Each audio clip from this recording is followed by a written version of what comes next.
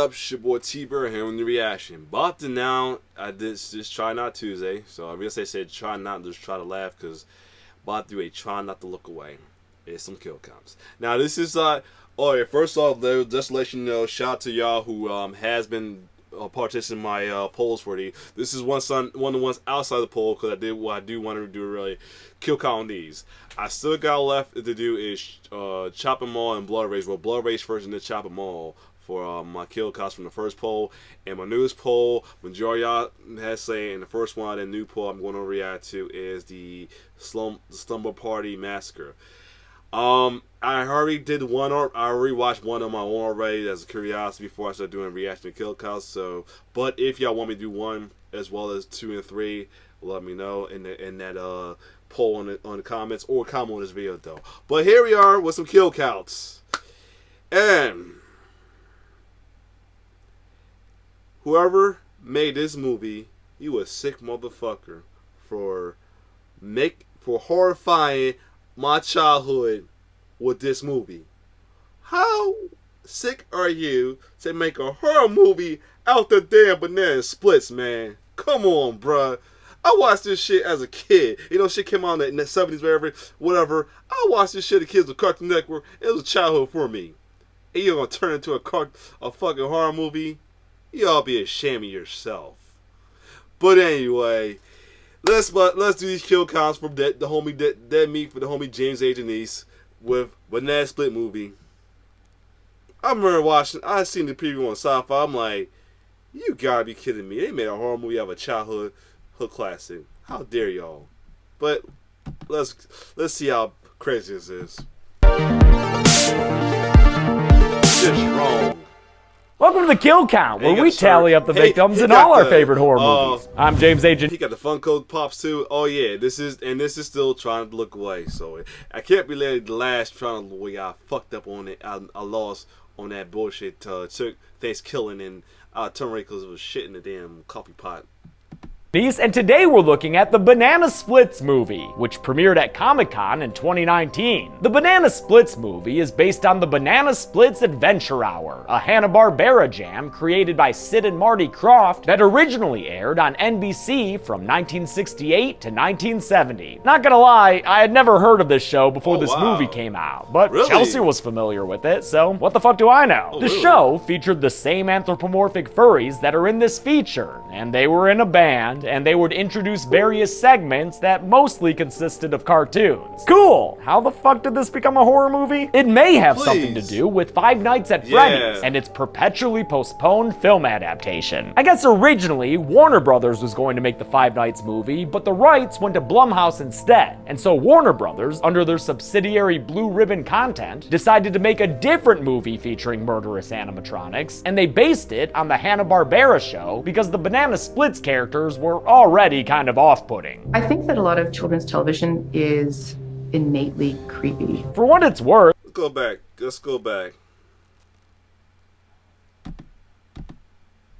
because the Banana Splits characters were already kind of off-putting. I think that a lot Y'all be ashamed of yourself, lady. You all should be ashamed of yourself, lady, for horrifying my childhood. of children's television is innately creepy. For what it's worth, I think the result is a fine slasher. The writing's a bit forced at times, and there's some wonky editing here and there, but I appreciate the tone it manages to hit. It's cheesy, but not saccharine, self-aware, but not cynical, and funny, but not mean-spirited. Plus, it's got some crazy good gore, so much so that I can't put it all in the public version of this episode. And hey, the score was composed by Patrick Stump from Fall Out Boy, who also did an awesome cover of this earworm of a theme song. Look away.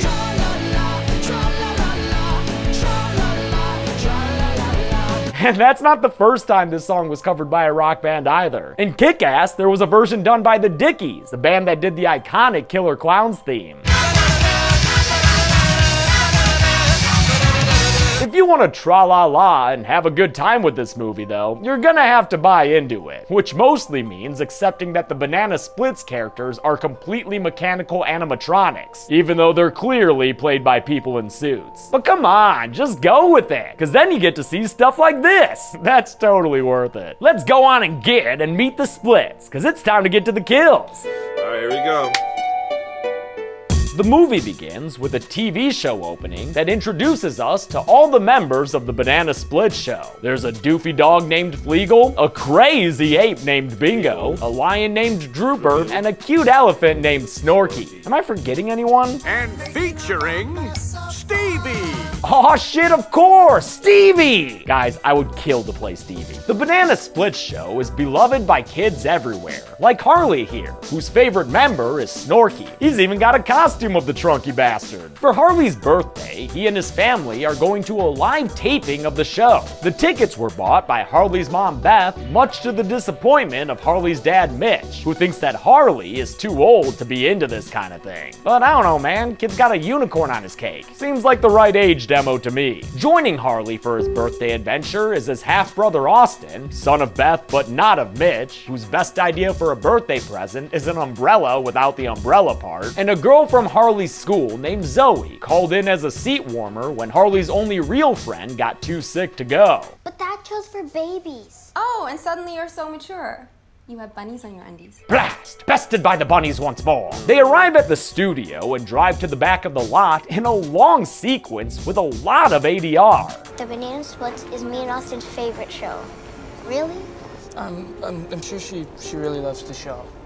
I hope Snooky does the Snorky Shuffle. It's so funny. He's totally gonna do it. He does it every time.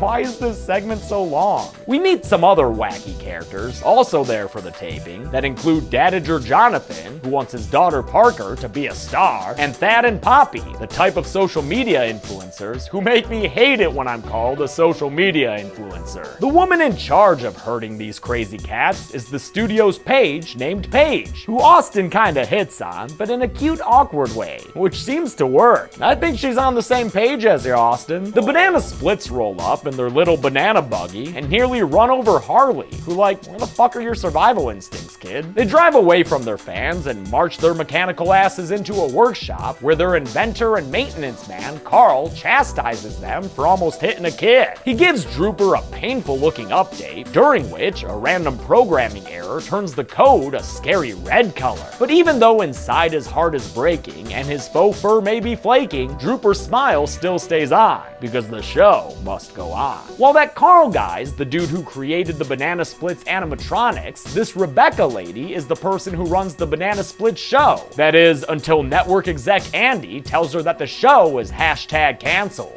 What, did Fleagle say something racist? The show's cancellation is kind of the catalyst for the whole movie, but I've gotta say, Andy sounds like he's making it up on the spot when he explains why he's axing a show that apparently still gets good ratings. Yeah, but it's old and stupid.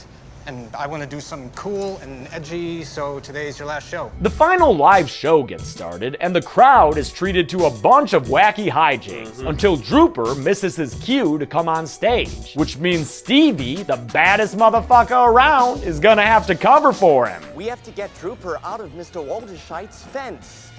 Again. Haha, great work, Stevie, yeah! Is that man dressed like a child? Well, yeah, but... That's Stevie.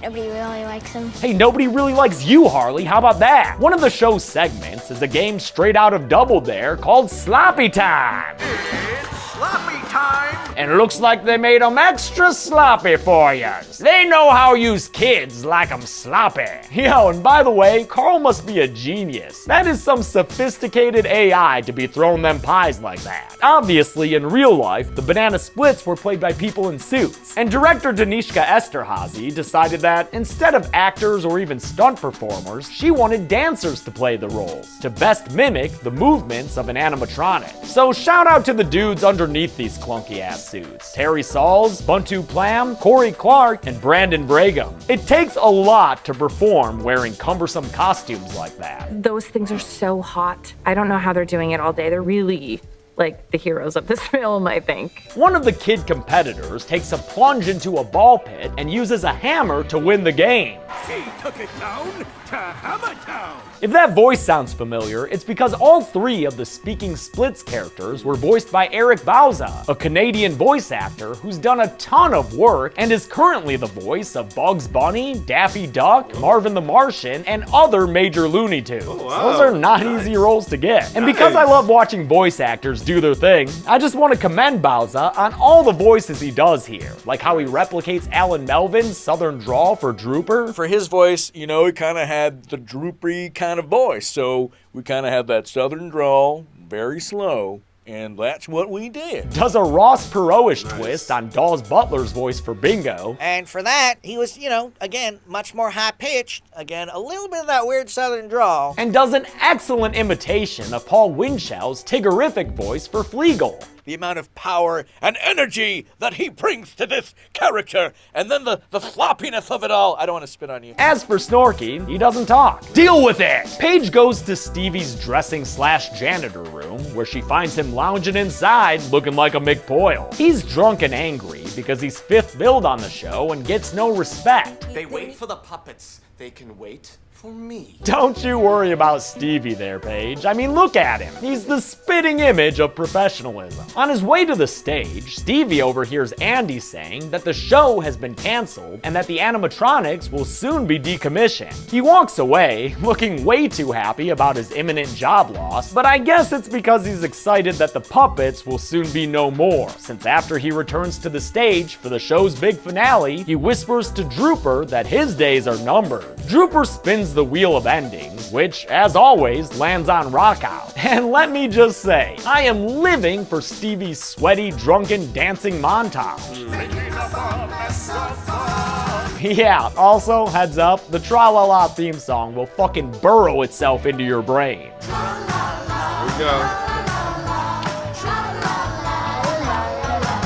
You've been warned. The show ends, but there's a special backstage tour awaiting some of the guests who had stars on their tickets. There weren't any stars on Harley's ticket, but Austin is a great older bro and convinced Paige to help him give Harley a birthday surprise. So he gets to be the innocent Charlie Bucket of this wonkin' adventure. Harley Bucket? Backstage, Stevie tells the very regimented Banana Splits gang that their show has been canceled. And since he hated working with all of them, why don't they get a taste of this? Drooper ain't about to put up with that disrespect though, so Stevie becomes our first victim on the count when Drooper sticks a giant lollipop down his throat. Oh! What flavor that Oh, cherry. Yep, looks like cherry. But try to eat it a little slower next time, Stevie. During the Backstage studio tour, Austin tells his mom that Mitch, his stepdad, fucking sucks. I mean, the guy's not even here with them on his own son's birthday, having stepped away to do business stuff on his phone. But wait a minute. That's not business stuff. That's PG-13 sexting between Mitch and his assistant. There's hundreds of these. Wow, man. Hundreds and you're still getting bra pics? Why y'all taking that sexting so slow? Afraid of viruses? I don't condone cheating, but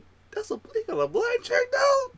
Austin comes outside and confronts Mitch, who leaves his wife and stepson with a very optimistic outlook on the situation.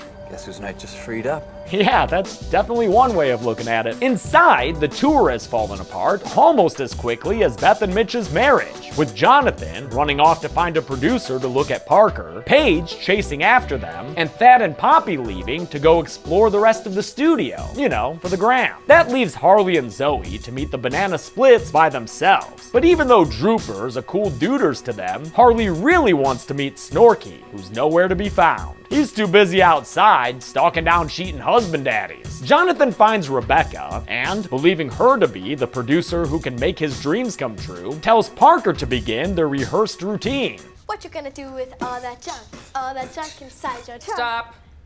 Damn. That is disturbing. Rebecca tells Jonathan to get the hell out of there, because not only is that borderline child abuse, there's also no more show for Parker to be a part of. But Jonathan won't take no for an answer, and goes off to look for someone higher up. Thank you for the opportunity. Thad and Poppy pass by Snorky's Circus and Bingo's Jungle so they can step onto the stage of Fleagle's Magic Shop. All of these sets were created by production designer Bobby Cardoso, who had a great time making TV show sets that could be shown in their entirety, since this movie pulls back the camera and lets us see the whole soundstage. He was especially fond of the playing card spirals on Fleagle's Magic Stage here, which is the perfect place for Thad to strike up a live stream and do the one thing I knew I would never do to Chelsea: propose in front of a live internet audience. But you know what? It works for Poppy. Dad, yes.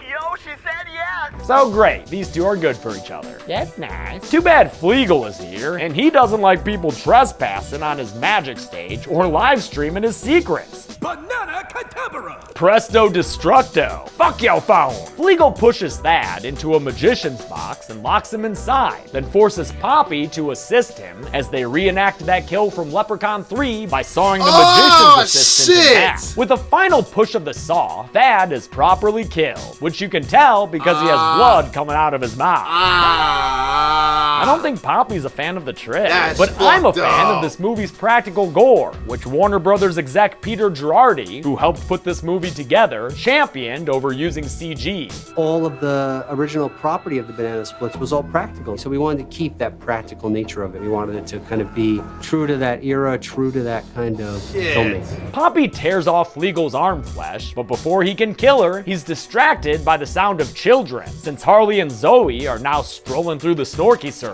Fleagle offers to take them to meet Snorky, and even though he's got his scary Terminator arm, shit man, this kid needs to have some hella fun. So let's go! Jonathan finds the office of Andy the network executive and is all ready to deliver his Parker pitch, but the only one there is friggin' Drooper, who stands up and blows a bunch of fire into Jonathan's face. Not the best fire effects here, but I do think it's pretty hilarious how Drooper stands there dancing as this guy's face skin melts off. And then Bingo kidnaps your daughter? Not a good start to showbiz, dude. Outside, Snorky finally decides to openly harass Mitch and chases him through a little ditch thing that the dude obviously should have just jumped out of. Mitch runs all the way to the entrance of the lot, where he finds the security guard standing in a corpse at the ready position, because that guy's head is no longer fixed. Man, I always hate the old standing corpse until it's touched thing, almost as much as I hate the Final Destination hit and run thing. We get a character development combo wherein Austin and Beth talk about his late father and how she wants to keep her kids safe after having to watch him die. Then the two of them meet up with Rebecca and Paige before Jonathan stumbles into the mix all burnt up and yelling about Fleagles and shit. So great, these characters finally know that there's something amiss with the banana splits. Now they just have to find out that the splits are collecting kids and putting them in cages.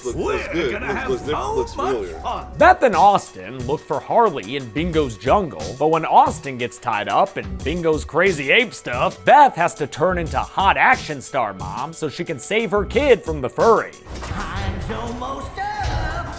For you. It's actually surprising how easy it was for Beth to toss Bingo aside like that. She even de-armed the ape in the process. She and Austin find Poppy still at the side of his slain fiance, but since Beth can relate to her, what with the whole dead husband thing, she's able to convince Poppy to go with them so they can all stay safe in numbers. Drooper drags Bingo's body. Hold up, so I won't cheat with looking away. I want to see who the lady's playing the mother. She looked too familiar right now.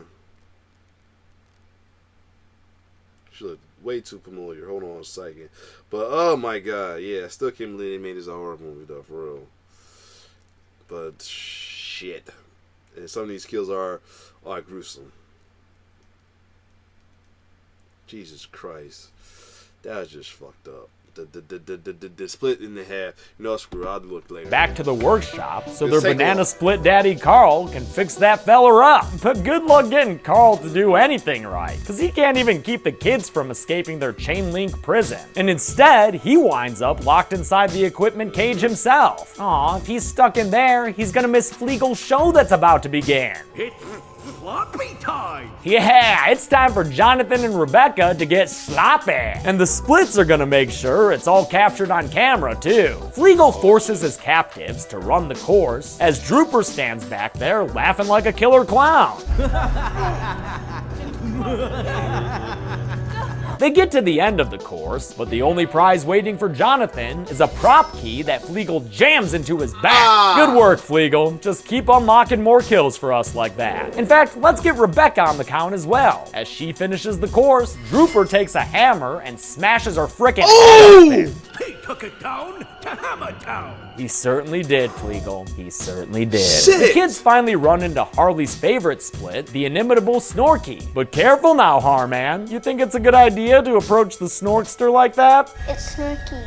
He's different. But how can you know for sure? Oh, well, water my trunk. You know what? Yeah, looks like that's doing the trick. Are they doing the Snorky Shuffle? What the fuck it looked like, little girl? Of course they're doing the Snorky Shuffle. Having courted the noble Snorky, the kids take his hand and walk away with him into heaven, a place where nothing ever happens. The adult survivors go to Carl's workshop, where they find the mad scientist still locked in his cage. He laughs at them and tells them that the show must go on, and sounds like it is, cause now they're hearing some music coming from a basement they discover underneath a hidden door. What's down there? The show.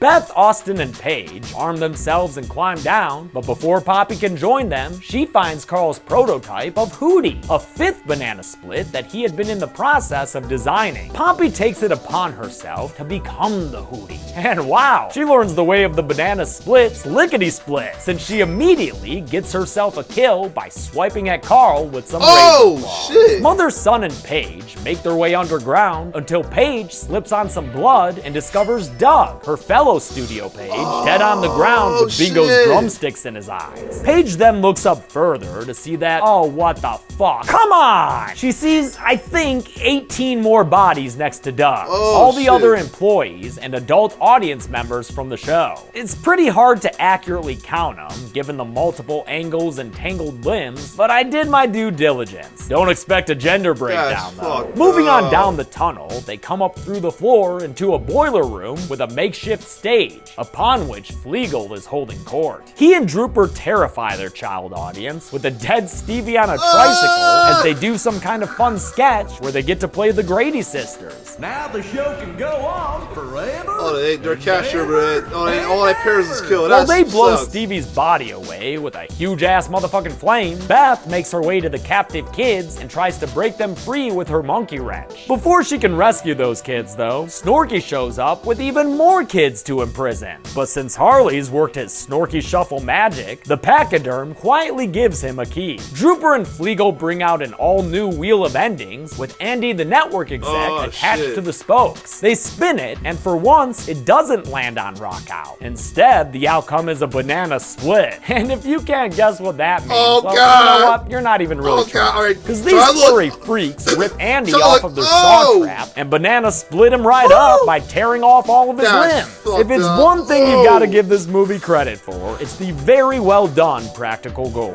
Thanks to Snorky keys and mommy wrenches, all the kids are able to break free of their chains. Beth instructs Austin to help them get out of there, but she's got some more kick-ass mom stuff to do, namely beating these banana splits silly. The animatronics eventually gain the upper hand and are all ready to torch Beth to death, but that's when Austin returns and puts down Fleagle with a crowbar through the head. Harley provides Beth some assistance by tossing her his little birthday wand thing, and she uses that to kill Drooper by deploying it through his mouth.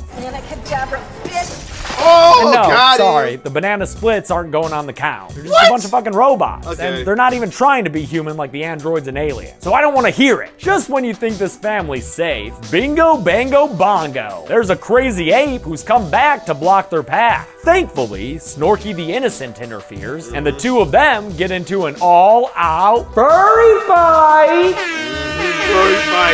They pretty much yiff each other to death, leaving both of them broken on the ground. Heartbroken, Harley says goodbye to Snorky right before the elephant goes the way of Topsy. You'll always be my favorite. We get one of those crime scene wrap-up shots where we see what's become of all the characters. Parker tells her mom that she wants to quit acting, Zoe and Harley become good friends, and Austin scores a kiss with Paige. Oh, and look at this, Mitch is still alive. Though not for long. Nah, that punch from Beth didn't kill him or nothing. But after all the emergency vehicles drive away, and he's left limping after them, Mitch does get killed by another Final Destination style hit and run. Damn, dude, should have just cut your losses and limped away to be with your assistant. The movie ends with the reveal of who's driving this cart full of furry corpses. Yep, a deranged looking Poppy, ready to be the 5th Banana Split. How many people were killed in the resurrection of the Banana Splits property? Let's find out and tra-la-la to the numbers. Tra-la-la, la-la-la-la, tra-la-la-la-la-la-la. From what I could tell, there were 27 deaths in the Banana Splits movie. Aside from that pile of 18 bodies, we had 8 male victims and only a single female victim, giving us a very unevenly banana split pie chart. With a runtime of 90 minutes, that left us with a kill on average every 3.33 minutes. I'll give the golden chainsaw for coolest kill to Andy. This movie's all about escalation, and his brutal death in the boiler room is the climax of this film's horror. Dull machete for lamest kill will go to Carl, since he was partially responsible for all this madness, and yet was killed all too mercifully off screen. And that's it. The Banana Splits movie came out in 2019, and although it's a little stupid, I think it's a fun kind of dumb. If you like little kids dealing with evil AI, well, you're in luck, because next week we're finally covering the Child's Play reboot. Yeah. And I've got some thoughts about it. I'm gonna watch it first. I'm actually gonna want to watch that movie, but if I can't find a way to watch it, I just might just do this stuff with the kill counts. But other than that, this was good. Let me see what you guys ends this. Until then, I'm James A. Janice. This has been The Kill Count. Thanks a lot for watching The Kill Count for the Banana Splits movie. I want to thank some... This was a good one. It was long. It was kind of long-winded in between, though, but the kills was pretty interesting, though. Chris made me jump like, oh, shit, and everything, but I tried not to look away. Especially the one that got the golden shovel one. That deserved the golden shovel one, because I almost thought I was going to look away, but I'm pulling them apart. But then I think he kind of took away the, I think he kind of censored a little bit as well, too. But other than that, if you like my reaction, like, share, subscribe to my YouTube channel. It's your boy T-Bird signing off. One love.